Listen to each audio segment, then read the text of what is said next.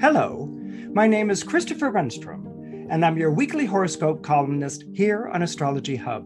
And this week, I wanted to talk to you about the Mars-Neptune square on January 11th. Now, it's easy to lose your way when Mars forms a square to Neptune. That's because Neptune tends to cloud the mind, water down the defenses, and dampen the willpower whenever it's square the planet of gumption and drive. This is something that I very much want you to pay attention to this week because it's going to really sort of alter your mindset very deeply and also very subtly. Here's why. When Mars is in Sagittarius, Mars is very spirited. Mars is the planet of gumption and drive. If it sees something it wants, it goes after it. It says, I want that. And it goes after it and seizes it. Mars is the sort of planet that's absolutely in your corner when it comes to getting the things that you want in your horoscope. And as I said, when it's in the zodiac sign of Sagittarius, it can sort of take on an evangelical, spirited flavor. That's because Sagittarius is often what I like to describe as the cheerleader of the zodiac. It's the zodiac sign that likes to get everyone riled up and excited and super duper enthusiastic about something. And it's like, come on, you can do it, you can do it. And everyone's like, yes, yes, we can do it, we can do it. And Sagittarians are like, go ahead and do it. And everyone's like, yes, yes, let's go ahead and do this. Of course, Sagittarians would never do half the things that they get other people excited about, but that's beside the point. Sagittarius is the zodiac sign of enthusiasm and of the spirit. Now, Neptune right now happens to be in the zodiac sign of Pisces. Okay, so where Sagittarius can be very sort of high voltage, excitable, and full of spirit and enthusiasm, Pisces is more soulful. Pisces is more about depth. That's because Pisces is a zodiac sign that's associated with the ocean. And if you've ever been to the ocean, and I'm sure you have, but let's take a lake or a pond, you can look out over the body of water and you're going to see the top of the body of water, right? If it's the ocean, it's going to stretch the horizon, but you have no idea what lies below the horizon, what lies below the surface of the water. And that is the realm of Neptune. That is the realm of Pisces. Neptune is the modern ruler of Pisces. And so this is why Pisces, of all the water signs, is really the one that's most connected to the soul. Okay, it's about depth of feeling, plunging into otherworldly experiences, into not only the unconscious, but the collective unconscious. That is the collective dreaming of the entire planet. So when Neptune is in Pisces, it speaks to us through things like icons and symbols, the symbolic language, whether it's a star and a crescent moon or a cross or a flag, these icons, these symbols are immediately identifiable and have a tendency to bring out very powerful emotional responses. This is the realm of Pisces, and this is the realm of Neptune. So for Neptune, the otherworldly, the things that are invisible, the things that we know are there but are really hard to explain. This is what Neptune is comfortable with, particularly in the zodiac sign of Pisces. This is why Pisces was always associated to mystics and mysticism, people who were the outsiders in institutionalized religion, the people who had the visions, the people who had these powerful experiences, that went outside of scripture, that went outside of ritual. And depending on what century you happen to be living in, the church either praised these mystics as saints or the church burned these mystics as heretics and witches. So this is all something that's very much bound up in the zodiac sign of Pisces. And Mars, as I said, when it's in Sagittarius, can be very much about its zeal and very much about its excitement. And Sagittarius is also connected to religion. We understand this in the archetypal chart with Sagittarius's association to the ninth house. And Sagittarius was always associated to institutionalized religion, religion that had scripture, religion that talked about morality, moral values, philosophy, and higher education, which we all associate with the ninth house.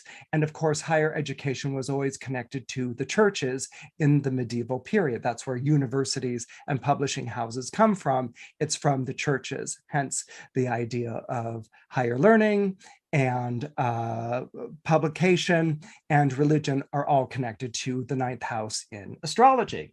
What I'm getting at here is that Mars is zealous when it is in the zodiac sign of Sagittarius. Mars gets really excited about something and it's like, that's really fabulous. I want to go and do that, or I want to accomplish that. That is my unwavering goal. All right. And it can become even more fiery the more that it is challenged.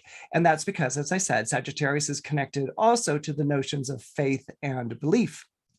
Now, faith and belief don't really apply to the realm of Pisces. Pisces goes more with its fascination. Pisces goes more with its sort of attunement, its natural affinity to the things that cannot be easily explained. So when we're dealing with Pisces, and particularly when we're dealing with Neptune in Pisces, we're dealing with mystery. Now, this isn't an Agatha Christie mystery where you sort of like follow the footsteps, see the finger smudges on the dining room tabletop, and are able to discern after some deduction that it was Colonel Mustard in the study with the candlestick. No, this isn't that kind of mystery. Pisces isn't a riddle that's meant to be solved. Pisces is about enigma. Pisces is about conundrums. Pisces is about a conundrum wrapped up inside an enigma. Okay, anyway, I couldn't resist. I'm sorry. But anyway, Pisces is about those things that cannot be easily explained, but are to be experienced and felt on a very deep level. Now, we often talk about or think that the opposite of faith and belief is doubt. Okay, that's why science is often, sort of put on into this antagonistic relationship with religion, because religion wants to sanctify the mysterious and science wants to analyze and explain it.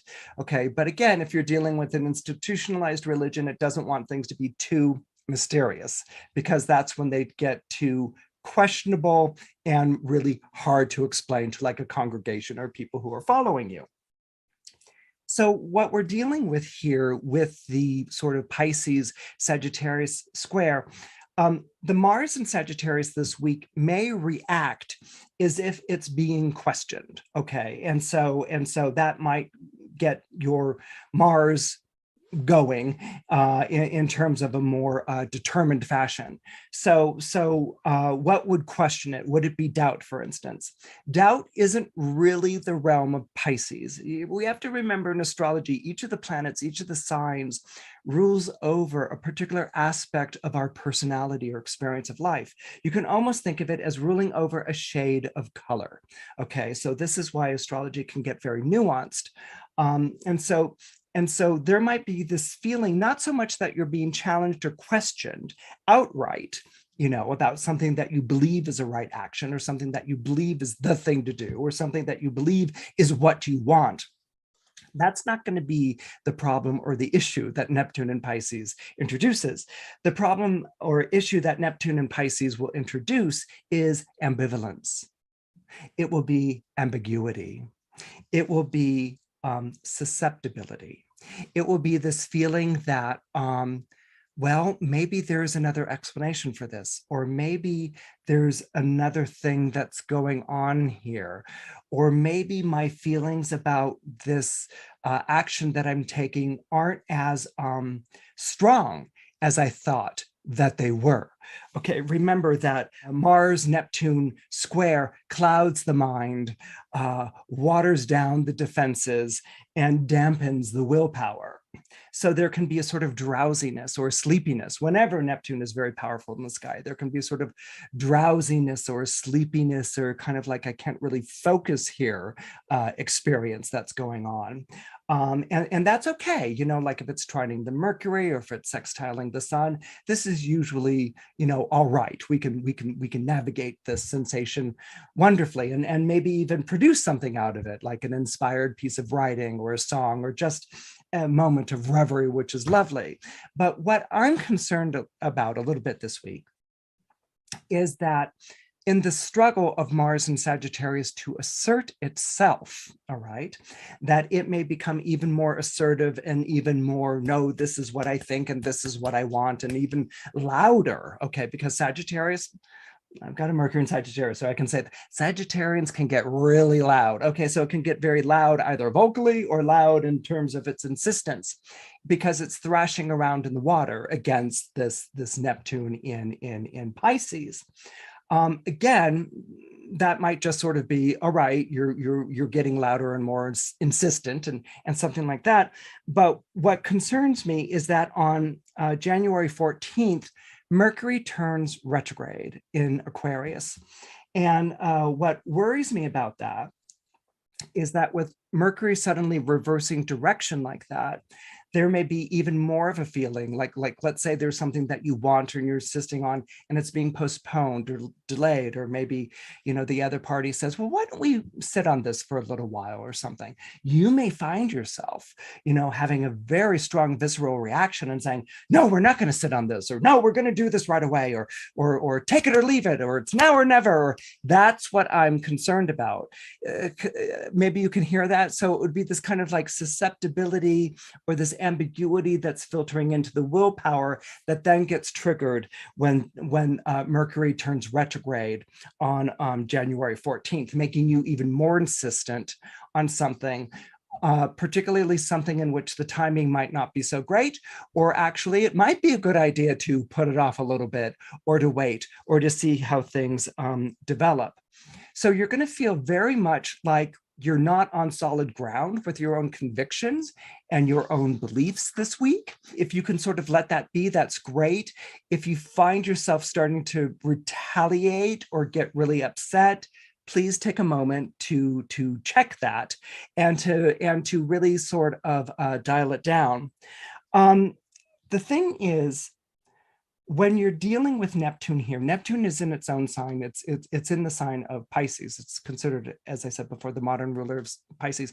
Neptune's the stronger planet here. It's not Mars. Mars is not in domicile or exalted. Mars isn't getting any sort of planetary strength here. I mean, it does fine in Sagittarius, you know, but it's Neptune, which is the more powerful planet here. So what you want to do is is to sort of let yourself get Neptunian. And what I mean by letting yourself get Neptunian is to sort of like tune out anyone that you feel is challenging you or going against you or anything like that. Sort of adopt not necessarily a laid back attitude, but a going with the flow and going with the current sort of thing. What it reminds me of is that we were always told as kids when I was growing up in Northern California, that if you swam out into the ocean and that you were suddenly snatched by an undercurrent, the undertow, the first reaction is to panic and to start thrashing about in the water. And we are always taught, no, what you want to do is relax and sort of gently sort of move almost parallel to the beach where you're swimming until you're released from the current, and then you can sort of like take the wave on in. But it's this idea that you may suddenly feel seized by a current, by an undercurrent that's taking you down, and what you really want to do is relax and let the energy move through you until that current releases you and you can swim safely ashore. So basically, this is kind of like my way of saying, be very careful with decisions that you feel like you have to make, that you're feeling the most urgent about or the most pressed or pressured about. Nothing good is going to result from those sorts of feelings. If there are suggestions to reschedule or to postpone or to put off, it's not a bad idea. It's probably a good one because Mercury is going to be retrograde. And as far as this feeling of like struggling against a dampened willpower or clouded mind or a watered down defense, give yourself 5 days after the square. So that's January 11th. Give yourself 5 days after the square. This would be January 16th. That's when Mars will move out of the orb of influence of Neptune, and you will emerge from the other side of this feeling much more secure in yourself, confident about your convictions, and like you're ready to move on forward with the things that really matter most to you.